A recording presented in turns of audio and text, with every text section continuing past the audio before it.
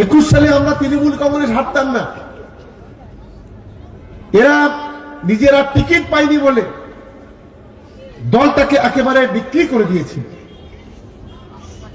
Brand ambassador আমি না হলে জিততে পারবে না।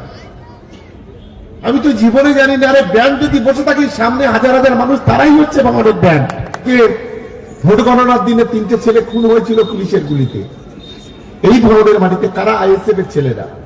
সেখানে তৃণমূল কংগ্রেস ছিল না, সেন্ট্রাল ফোর্স ছিল, তাদের বিরুদ্ধে গুলি বিনিময় হয়েছিল।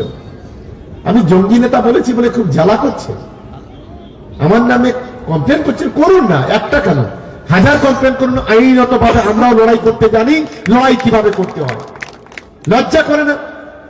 একজন চরিত্রহীন লম্পট আজকে যে ভদ্রমহিলা, সে আজকে ভাঙড়ের মানুষের কাছে এসে বিচার চায় আর নিজেকে বিধায়ক বলে দাবি করে।